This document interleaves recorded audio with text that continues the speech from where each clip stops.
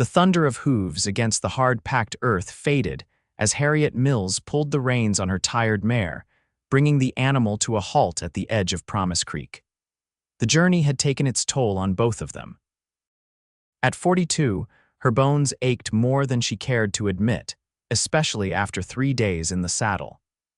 It was 1878, and the Montana Territory stretched before her like an uncertain future one she hadn't planned on facing alone. Sliding from the saddle, Harriet's boots hit the ground with a soft thud. She removed her hat, revealing silver strands threading through chestnut hair that fell loosely around her shoulders. The creek gurgled invitingly, its clear waters sparkling in the late afternoon sun. She led her horse to drink while scanning the landscape for any sign of the homestead her late brother's letter had described. "Just a little farther, Penny," she whispered to the mare, stroking her damp neck. "We'll find it soon." The sound of approaching riders made Harriet stiffen. She reached for the small revolver tucked in her saddlebag, a parting gift from her neighbor back in Boston. Out here, a woman alone couldn't be too careful. 3 riders appeared on the ridge, silhouetted against the setting sun. They approached cautiously, and Harriet kept her hand near her weapon, though hidden from view. "Afternoon, madam," called the lead rider, a man with a weathered face beneath a dust-covered hat. "You look a mite lost." "I'm looking for the Mills homestead," Harriet replied, her voice steady despite her racing heart. "My brother James owned it." The men exchanged glances. The leader dismounted, keeping a respectful distance. "James Mills? He passed last winter, madam. Terrible fever swept through." "I know," Harriet said, swallowing the lump in her throat. "I'm his sister. He wrote to me before he died, asked me to come claim the land. You're James's sister." The man removed his hat, revealing thinning gray hair. "I'm Sheriff Bennett, knew your brother well. Good man." "Can you direct me to his property?" Harriet asked, anxious to reach her destination before darkness fell. "It's about 5 miles east," but he hesitated, rubbing his jaw.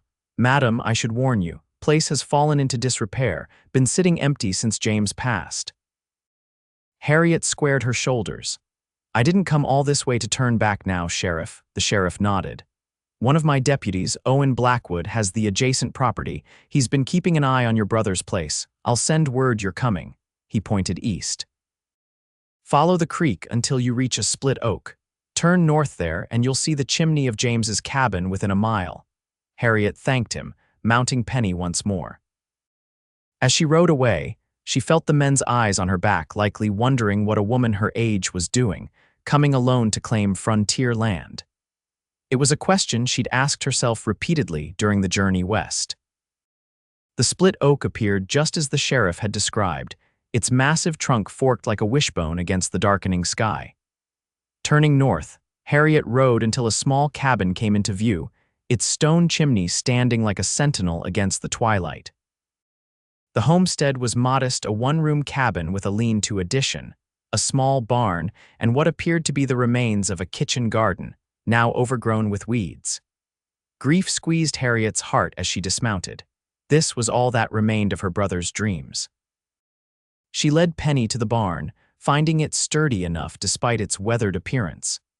After removing the saddle and giving the mare fresh water from the nearby pump, Harriet approached the cabin with trepidation. The door creaked open at her touch. Inside, dust motes danced in the last rays of sunlight streaming through the windows. A table, 2 chairs, a bed frame with a rope mattress stripped bare, and a small cast iron stove were the only furnishings. Cobwebs decorated the corners of the ceiling. Harriet sank onto one of the chairs, exhaustion overwhelming her. She'd need to clean, make repairs, restock supplies. The list seemed endless. For a moment, doubt crept in. Had she made a terrible mistake coming here? The sound of hoofbeats outside pulled her from her thoughts. Grabbing her revolver, she moved to the window. A tall figure dismounted from a palomino, leading the horse to the water trough beside the barn. Harriet stepped onto the porch, weapon hidden in the folds of her skirt. "Can I help you?" The man turned, his face partially obscured by the brim of his hat. "Mrs. Mills." His voice was deep with a gentle drawl. "Miss," she corrected automatically. "Harriet Mills." He removed his hat, revealing sandy hair streaked with gold from the sun and a face tanned by years outdoors. His eyes, a startling blue against his weathered skin, met hers directly. "Owen Blackwood, madam, I neighbor your property to the west. Sheriff Bennett sent word you'd arrived." His gaze took in the cabin behind her. "Figured you might need some help getting settled." Harriet noticed the supplies loaded onto his horse blankets, what appeared to be foodstuffs and a small crate. "That's very kind, Mr. Blackwood, but I can manage." His eyebrows rose slightly. "No doubt you can, Miss Mills, but there's no sense in making things harder than they need to be." He gestured to the darkening sky. "Night's coming on fast, and I reckon you could use a hot meal and proper bedding."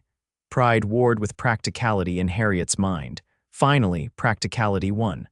"I would appreciate the assistance, Mr. Blackwood, thank you." Together they unloaded his supplies. Owen proved efficient and respectful, keeping a proper distance as they worked. He built a fire in the stove while Harriet swept away the worst of the dust. From his provisions came salt pork, beans, coffee, and cornmeal. "Your brother was a good neighbor," Owen said as he prepared a simple meal. "Helped me dig a new well last summer when mine went dry." "James always was generous to a fault," Harriet replied, a sad smile crossing her face.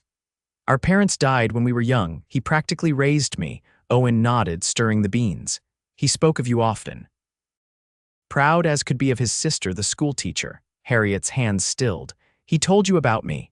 Said you had more book learning than half the men in Boston put together." Owen's eyes crinkled at the corners when he smiled. "Also mentioned you were stubborn as a Missouri mule." A laugh escaped her, surprising them both.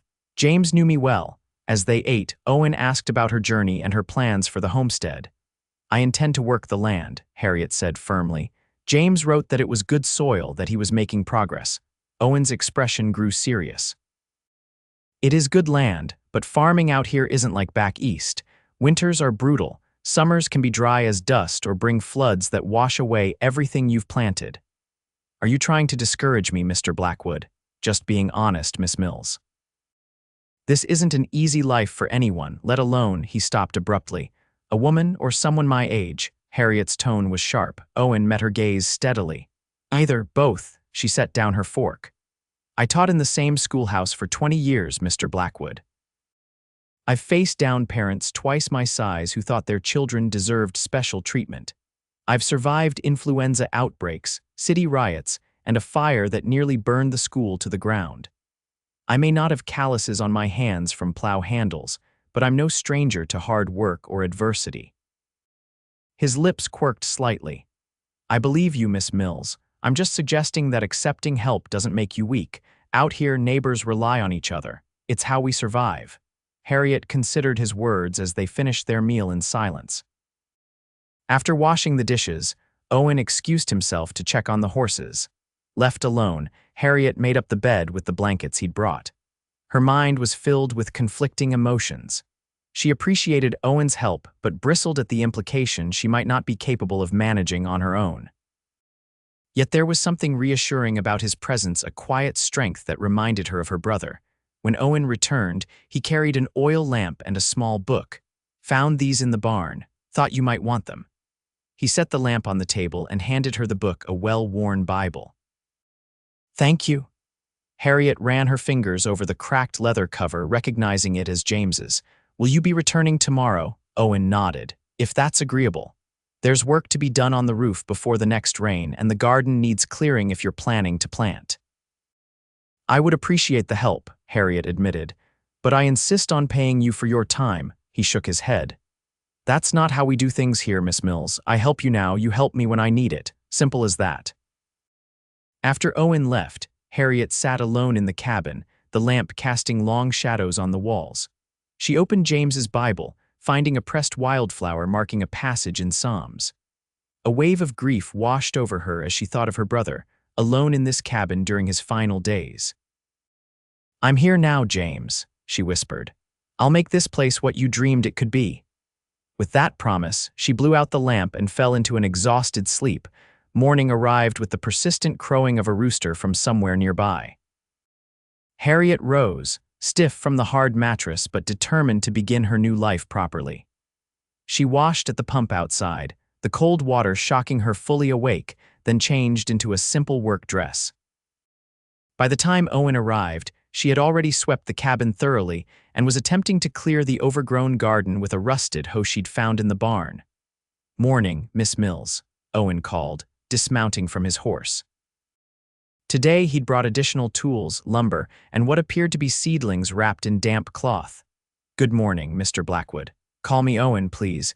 Mr. Blackwood makes me feel like I'm in trouble with the schoolmarm." Harriet smiled despite herself. "Then I suppose you should call me Harriet." They fell into a rhythm of work, Owen tackling the repairs to the roof and barn, while Harriet continued clearing the garden. By midday, the sun beat down mercilessly, and Harriet's arms ached from the unaccustomed labor. She paused to wipe her brow, observing Owen as he worked shirtless on the roof, hammer moving with practiced precision. He was older than she'd initially thought, perhaps mid-30s, with a body hardened by years of physical labor. A long scar ran along his left side, disappearing into his waistband. Despite his lean frame, he moved with fluid strength, muscles shifting beneath sun-darkened skin. Catching herself staring, Harriet quickly returned to her task, irritated by the warmth in her cheeks that had nothing to do with the sun. When Owen came down from the roof, he insisted they take a break. He'd brought fresh bread and cheese, which they shared in the shade of the large oak beside the cabin. "You've made good progress with the garden," he observed, passing her the canteen. "There's still much to do." Harriet took a long drink. "What should I plant first?" "It's a bit late for spring planting, but you could still get beans, squash, and some root vegetables in. They'll see you through winter if the yield is good." The mention of winter brought a practical concern to mind. How difficult is it to get supplies once the snow comes? Can be near impossible some years. Towns 15 miles east, most folks stock up in fall flour, sugar, coffee, dried goods. Game hunting helps supplement through the cold months. Harriet considered this. "I've never fired anything larger than this little revolver." Owen's eyes twinkled. "We'll have to remedy that. Can't have you going hungry because the deer don't walk right up to your door." "You'll teach me to hunt?" Harriet asked, surprised. "That and more, preserving meat, smoke curing, which plants you can forage in a pinch." He studied her face. "Unless you'd rather figure it all out from books," Harriet laughed softly. "I'm not too proud to learn from experience, especially yours. I just don't want to impose on your time indefinitely." "It's no imposition." Owen's voice grew serious. "Your brother was a good friend. Helping you honors his memory." After lunch, they returned to work. By sunset, the garden was cleared, the roof patched, and the barn door rehung properly on its hinges. Owen had also repaired the stone wall of the well and oiled the pump mechanism. As they stood admiring their day's accomplishments, Harriet felt a small surge of pride.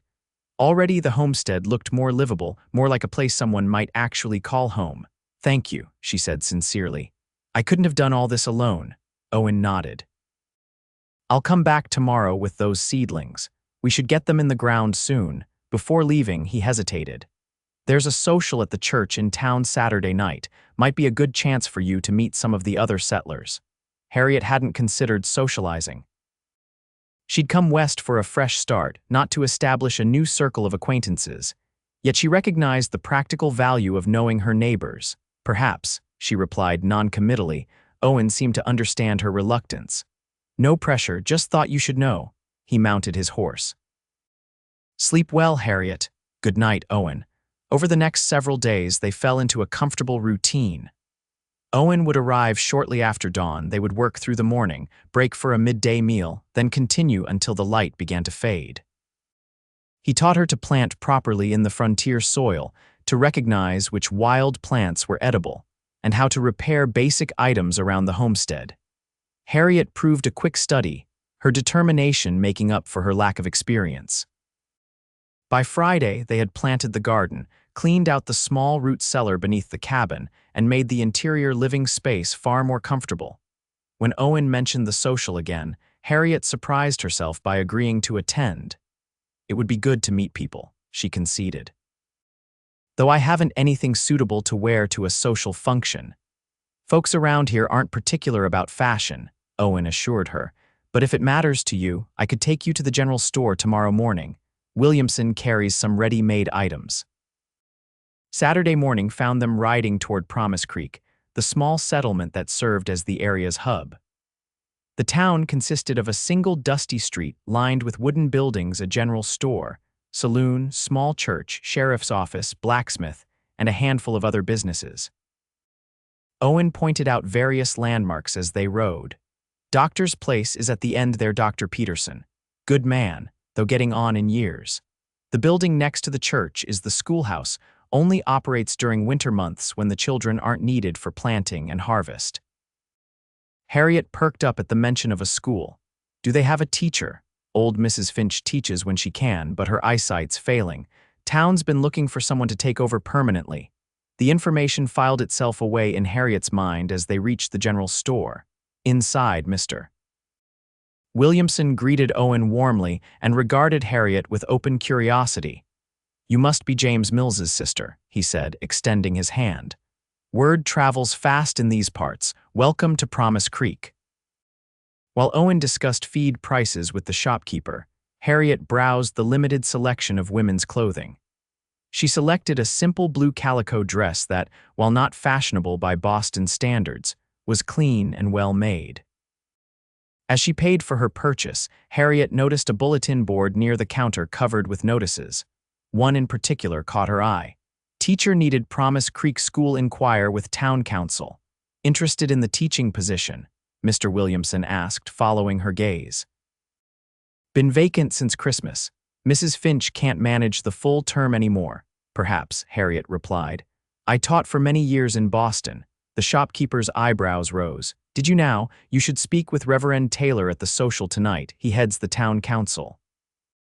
Back at the homestead, Harriet bathed using water heated on the stove and changed into her new dress.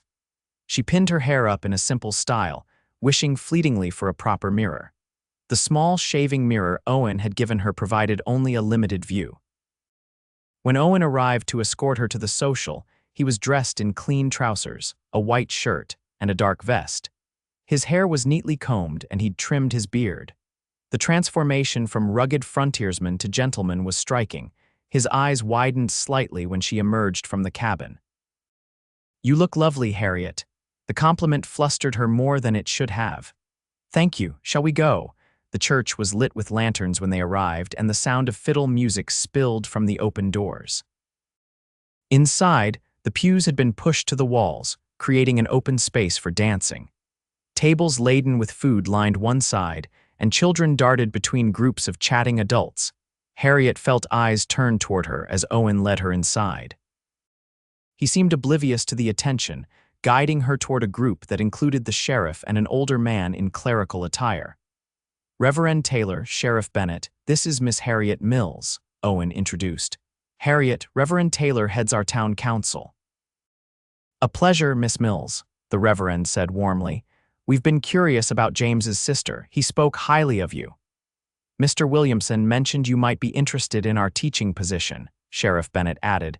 We could certainly use someone with your experience. Harriet was surprised at how quickly word had traveled. I haven't made any decisions yet. My primary focus is establishing the homestead. Of course, Reverend Taylor nodded. But should you consider it, term begins after harvest. Small salary, but the town provides housing during the school months. The conversation shifted to other topics as more people joined their circle.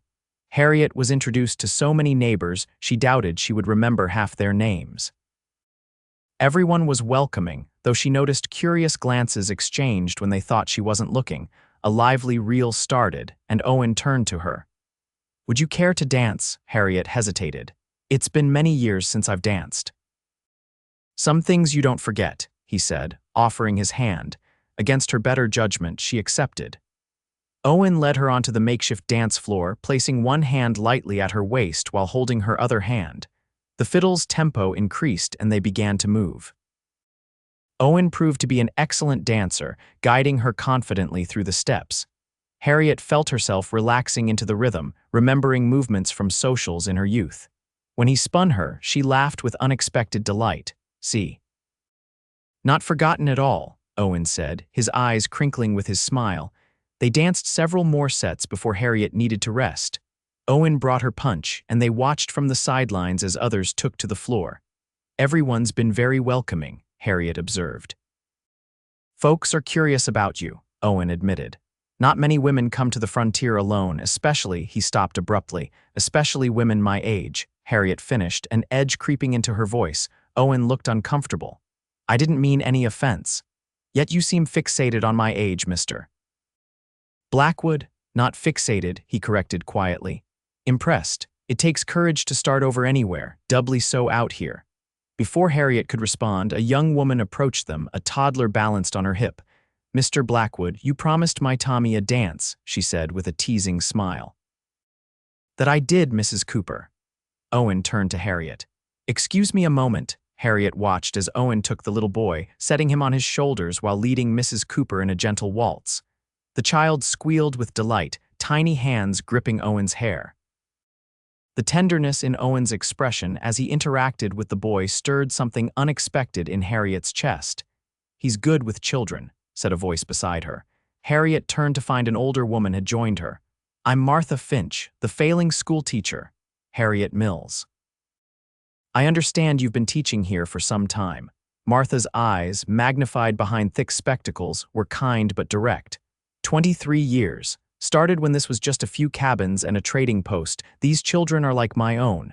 She studied Harriet carefully. Mr. Williamson says you taught in Boston. For 20 years. I had a position at the Beacon Hill Academy for Girls. Martha looked impressed.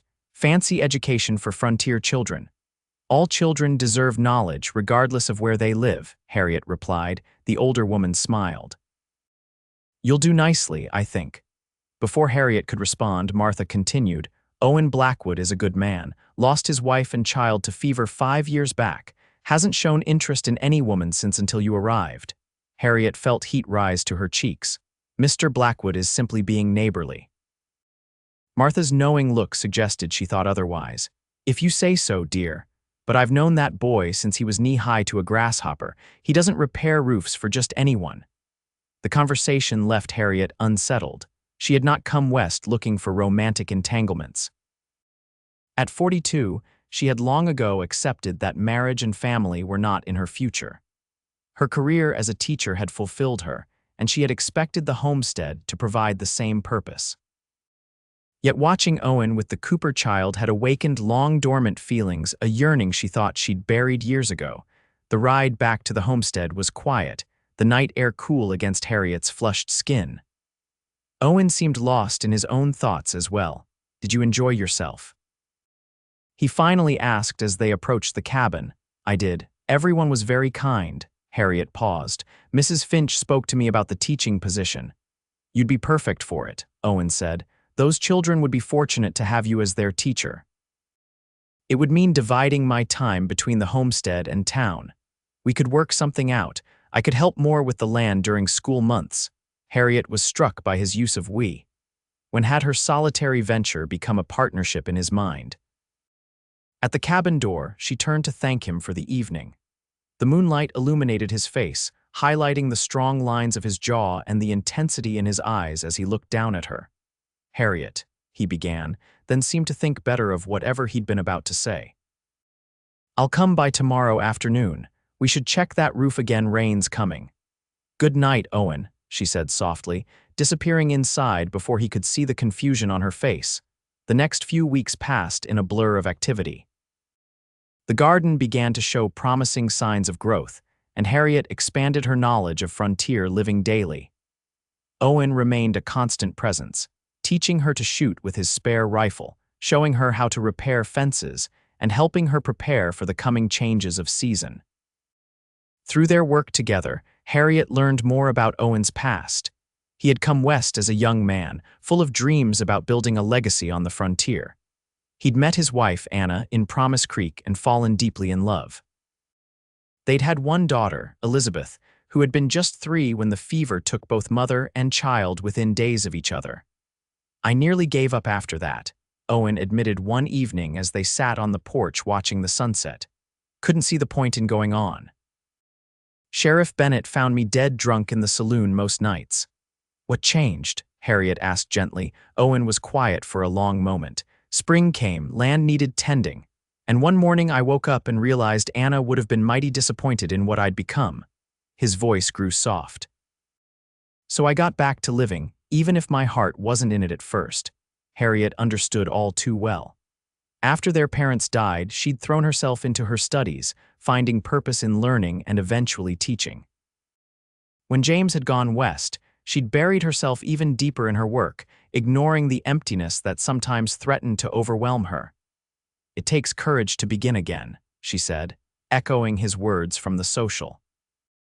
Owen's eyes met hers, a depth of understanding passing between them that needed no words. As June turned to July, Harriet made her decision about the teaching position. She met with the town council and accepted their offer to begin teaching after the harvest. The salary was modest, but combined with what the land produced, she would manage comfortably. "We'll need to prepare the homestead for your absences," Owen said when she told him the news. "Shore up the barn, make sure you have easy access to firewood, maybe expand the root cellar." "You've done so much already," Harriet protested. "I can't keep imposing on your time." Owen's expression grew serious. "You're not imposing, Harriet. I want to help you." "But why?" The question had been building for weeks. "You've put aside your own work countless times for mine. Why?" He looked away, jaw working as if struggling with his response. At first it was for James. He was a good friend. And now, Owen met her gaze directly. "Now it's for you." The simple honesty of his answer left her speechless. Before she could formulate a response, he stood. "I should go. Got a fence line to check before dark." Harriet watched him ride away, her emotions in turmoil. She had not expected to find connection here, especially not with someone like Owen, a man who still had years ahead of him, who could easily find a younger woman to build a life with. Yet there was no denying the warmth that spread through her when he was near, or the way she found herself watching for him each morning. It was foolish, she told herself. Schoolgirl fancy at her age. The following day, Owen didn't come to the homestead, nor the next. By the third day, Harriet was worried enough to consider riding to his property, but a summer storm moved in, bringing heavy rain that turned the earth to mud. On the fourth day, Sheriff Bennett rode up to her cabin, his expression grim. "Miss Mills," he called through the rain. "Got word from the Blackwood place. Owen's taken ill, high fever." His hand Samuel rode for the doctor, but Peterson's gone to deliver the Carson baby 20 miles north. Harriet's heart raced with fear. "How bad is it?" "Bad enough. Samuel said he's been delirious since yesterday. Calling for his wife, for you." "For me?" Harriet was already gathering supplies, clean cloths, the medicines she'd brought from Boston, James's Bible. "Yes, madam. Samuel said he keeps asking for Miss Harriet." 20 minutes later, Harriet was riding through the rain beside the sheriff, her fear mounting with every passing moment. Fever had taken James, had taken Owen's family. The thought of losing Owen to the same invisible enemy made her chest tight with dread. Owen's homestead was larger than hers, a 2-room cabin with a covered porch, a substantial barn and corrals for horses and cattle. An older black man met them at the door, relief washing over his weathered face. "Thank the Lord you've come, Miss Mills. He's been calling for you something fierce." Samuel led her to the bedroom where Owen lay thrashing beneath sweat-soaked sheets. His face was flushed with fever, his eyes unfocused as they darted around the room. "Anna," he called weakly. "Anna, don't go." Harriet's throat tightened with emotion. She approached the bed, setting her bag of supplies on the nearby table. "It's Harriet, Owen," she said softly, placing a cool hand on his burning forehead. "I'm here now." His eyes found her face, confusion giving way to momentary recognition. "Harriet," he whispered, "you came." "Of course I came. Now lie still while I help you." For the next several hours, Harriet and Samuel worked together to bring Owen's fever down. She bathed his face and chest with cool water, mixed willow bark tea to reduce the fever, and pressed cold compresses to his forehead and wrists. All the while, she spoke to him in soothing tones, grounding him when delirium threatened to pull him away. Night fell, and still the fever raged. Sheriff Bennett had returned to town, promising to send the doctor as soon as he returned. Samuel eventually succumbed to exhaustion, falling asleep in a chair by the fire. Alone with Owen in the darkened room, Harriet continued her ministrations. His breathing had become labored and fear clutched at her heart. "Don't you dare die on me, Owen Blackwood," she whispered fiercely. I didn't come all this way to lose another person I care about. She took his hand, pressing it between both of hers. You have to fight, for your land, for your future. Her voice broke. For me, if that matters to you. Owen's fingers twitched in hers and his eyes fluttered open. Harriet. His voice was weak but clearer than before. I'm here, she said, relief washing through her. How do you feel? Like I've been trampled by a herd of buffalo. He attempted a smile. You're really here, not dreaming. I'm really here. Harriet brushed damp hair from his forehead, noting with relief that his skin felt cooler. The fever's breaking, I think. Owen's eyes held hers. You said something about caring. Harriet felt heat rise to her cheeks. You need to rest. His hand tightened on hers. Don't go. I won't, she promised. Sleep now, I'll be here when you wake. True to her word, Harriet remained at Owen's bedside through the night. By morning, his fever had broken completely. Dr. Peterson arrived shortly after dawn, examining Owen thoroughly before pronouncing him on the mend.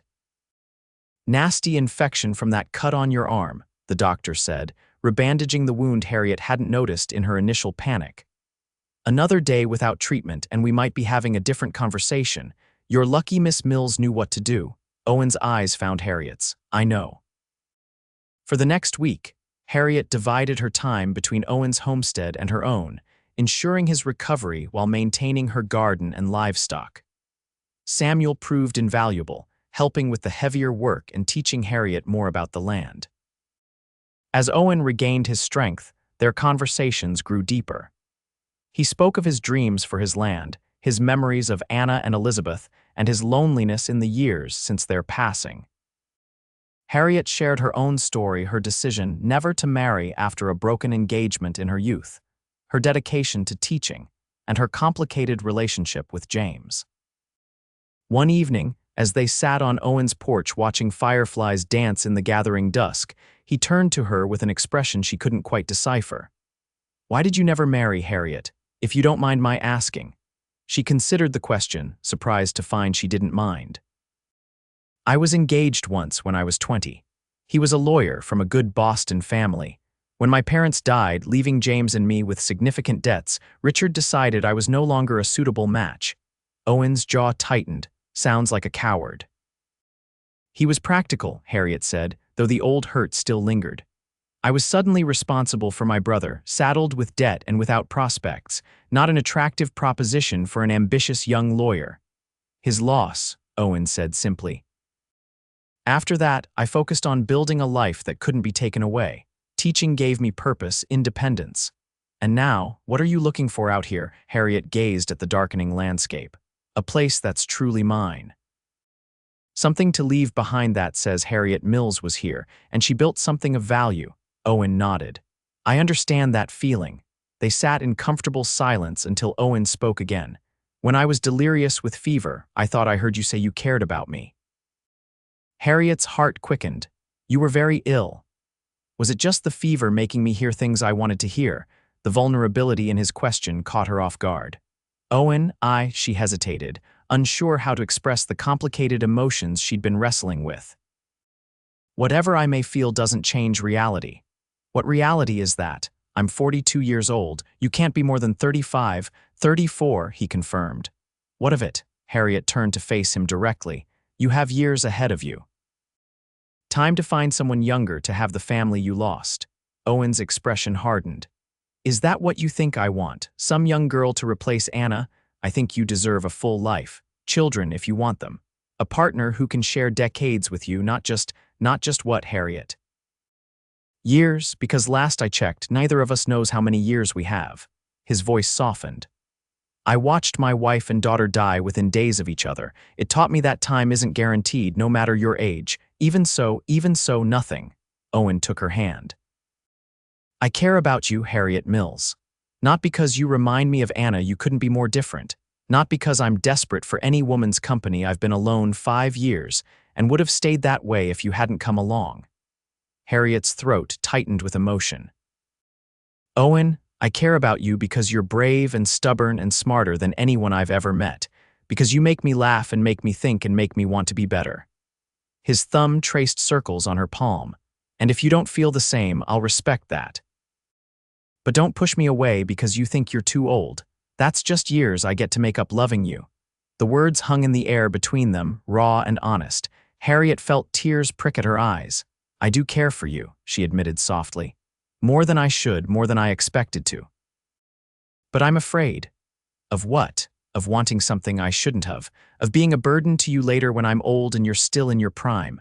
Owen laughed gently.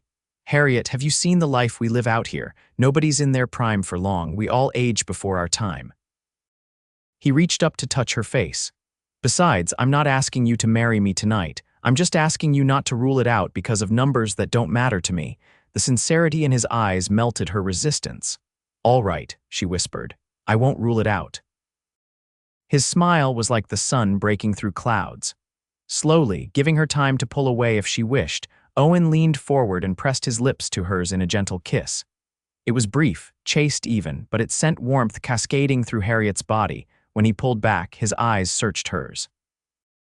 "Was that all right?" In answer, Harriet brought her hand to the back of his neck and drew him to her again, her lips meeting his with greater certainty.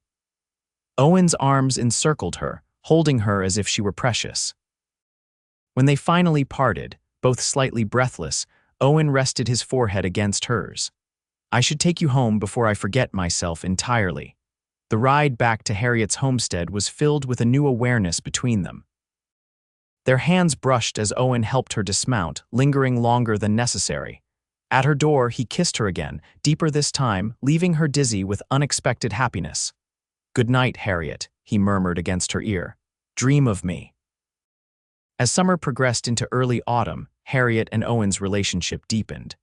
They worked side by side on both homesteads, preparing for harvest and the coming winter. In the evenings, they would often share meals, talking late into the night about books, ideas, hopes, and memories. Promise Creek's residents observed the budding romance with varying reactions.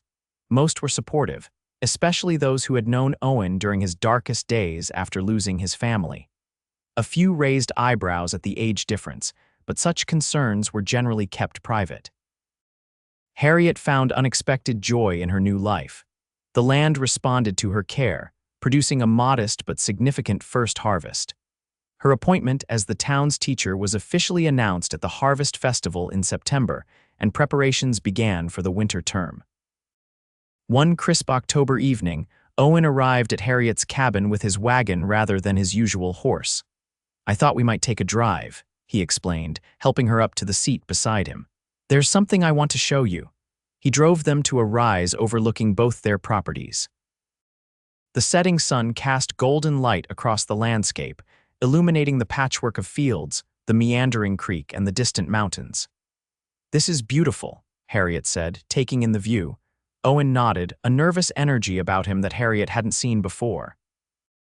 He reached into his pocket and withdrew a small wooden box. "I've been thinking about the future," he began, his voice uncharacteristically uncertain. "About our future." Harriet's heart began to race as he opened the box, revealing a simple gold band with a small pearl. "It was my mother's," Owen explained.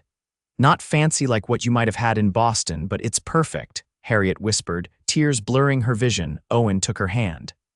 "Harriet Mills, I know we haven't known each other long by some standards, but out here, we measure time differently. In the months since you arrived, you've brought life back to your brother's land and to my heart." He took a deep breath. "I love you. I want to build a life with you teaching, farming, facing whatever comes our way together. Will you marry me?" Harriet looked at the earnest face of the man before her, at the land stretching out below them, at the future he was offering. All her earlier doubts seemed insignificant compared to the certainty she felt now. "Yes," she said, her voice strong and clear. "Yes, I will marry you, Owen Blackwood." His face broke into a radiant smile as he slipped the ring onto her finger. Then he gathered her into his arms, his kiss filled with promise and passion. They were married 2 weeks later in the Promise Creek Church, with Reverend Taylor officiating. The entire town turned out for the celebration, which continued well into the night at the town hall. Martha Finch caught the bouquet, much to everyone's amusement, and Sheriff Bennett made a toast to the teacher, and the cowboy proof that the best things in life come when we least expect them. Winter arrived early that year, blanketing the land in snow by mid-November. Harriet moved into Owen's larger cabin, converting one room into a study where she prepared her lessons. Each morning, when weather permitted, Owen would drive her to the schoolhouse in town, returning in the afternoon to bring her home. The school term proved as fulfilling as Harriet had hoped. The children of Promise Creek were eager to learn, their minds untamed and curious. She introduced them to literature, mathematics, and science, adapting her teaching methods to incorporate practical frontier knowledge alongside traditional education. At home, Harriet and Owen settled into the rhythms of married life. Their backgrounds and experiences complemented each other. Her book, Learning, balancing his practical wisdom, his patience tempering her occasional impatience. They shared responsibilities, dreams, and increasingly, a deep and abiding love that surprised them both in its intensity. Spring arrived with new beginnings. The land thawed, revealing tender shoots of green. Foals were born in the corral, and the garden was replanted with expanded ambitions. Harriet's school term concluded with a community exhibition where her students demonstrated their new knowledge to proud parents. On the anniversary of James's death, Harriet and Owen rode to the small cemetery on the edge of town. They placed wildflowers on his grave, and Harriet told her brother about all that had happened since she arrived. "He would be happy for you," Owen said, his arm around her shoulders. "For us?" "I think so too," Harriet agreed. "Though he might have had a few choice words for you about courting his older sister," Owen laughed. "I'd have won him over eventually." As they rode home, Harriet considered the journey that had brought her to this moment, the grief that had pushed her west, the courage it had taken to start over, and the unexpected love she had found. "Do you ever regret it?" Owen asked, seeming to read her thoughts. "Coming here, taking on the homestead, marrying an old cowboy like me," Harriet smiled at him, her heart full. "Not for a single moment. Even when the roof leaks and the well freezes and the students drive you to distraction, even then," she reached for his hand. "Especially then." That evening, as they sat on their porch watching the sunset paint the sky in brilliant hues of pink and gold, Harriet rested her head on Owen's shoulder.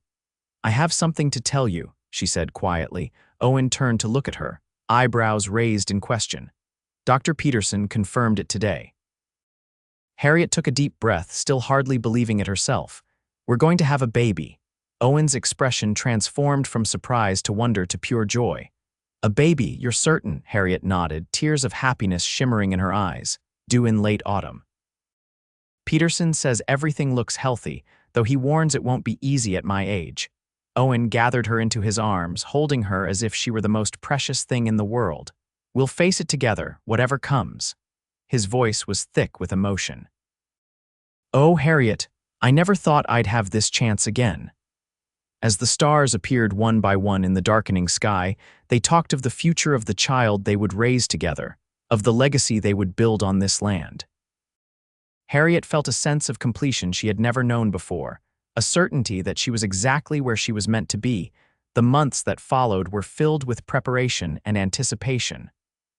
Owen built a cradle from pine wood, carving intricate designs along its edges. Harriet sewed tiny garments in the evenings, her practical nature giving way to occasional flights of fancy, a delicate embroidered collar, a small stuffed horse made from scraps of fabric. The pregnancy progressed well, though not without challenges. The summer heat was oppressive, and Harriet's age made the physical demands more difficult. Owen was attentive to her every need, taking on additional responsibilities to ensure she rested properly.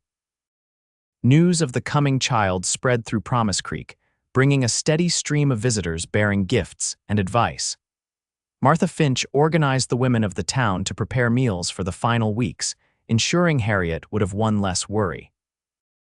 On a cool October evening, as the harvest moon hung full and bright in the sky, Harriet felt the first contractions. Owen sent Samuel riding for Dr. Peterson while he helped her to their bed, his calm exterior belying the fear in his eyes. The labor was long and difficult. For hours, Harriet fought through waves of pain, drawing strength from Owen's steady presence.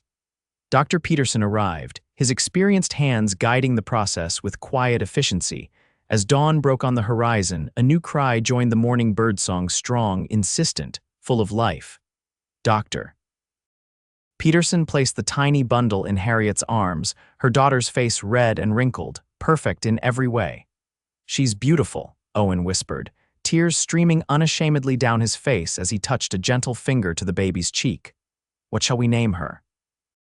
Harriet asked, exhausted but radiant. Owen considered for a moment.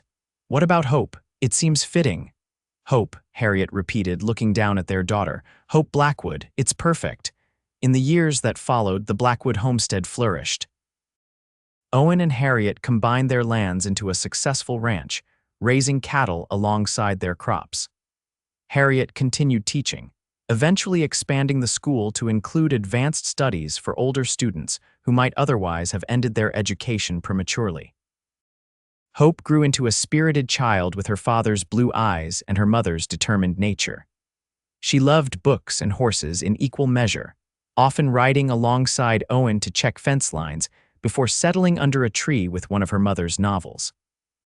When Hope was 3, the Blackwoods welcomed a son, James Owen, named for the brother who had inadvertently brought them together. 2 years later, Anna Elizabeth joined the family, completing their circle. On Harriet's 50th birthday, the community gathered at the Blackwood Ranch for a celebration. The yard was decorated with lanterns and wildflowers, tables groaning under the weight of food brought by neighbors and friends. Children played tag while adults caught up on news and shared stories. As the sun began to set, Owen called for everyone's attention. He stood beside Harriet, his arm around her waist, their children gathered close. 8 years ago, a stubborn Boston schoolteacher arrived in Promise Creek to claim her brother's homestead, he began, his voice carrying across the yard. Some folks wondered if she'd last the first winter. Laughter rippled through the crowd. Some thought she was too refined for frontier life, too set in her ways, or, he glanced at Harriet with a twinkle in his eye, too old to start over. Harriet gave him a playful swat on the arm as their guests chuckled. But Harriet Mills Blackwood proved everyone wrong. She built a thriving homestead, became the finest teacher this town has ever known, and somehow found it in her heart to love a broken cowboy who didn't think he deserved a second chance at happiness. Owen raised his glass. "To my wife on her 50th birthday, the strongest, smartest, most beautiful woman I've ever known. Thank you for these years, and for the many more to come. To Harriet," the crowd echoed, raising their glasses. Later that night, after the guests had departed and the children were asleep, Owen and Harriet stood on their porch gazing at the stars, just as they had done countless nights before. "Happy birthday," Owen said softly, pulling her close. "Any regrets about how your life turned out?" Harriet looked up at the man who had transformed her life with his love, then toward the house where their children slept peacefully. She thought of the school where her students thrived, the land that had sustained them, the community that had become family. "Not one," she replied, her heart full. "Though I still think you're crazy for wanting an old woman like me," Owen laughed, the sound warming her soul as it always did. "I told you before," he said, lowering his lips to hers. "That's just years I get to make up loving you." And as they stood together beneath the vast Montana sky, Harriet knew with absolute certainty that some journeys, no matter when in life they begin, lead exactly where they're meant to.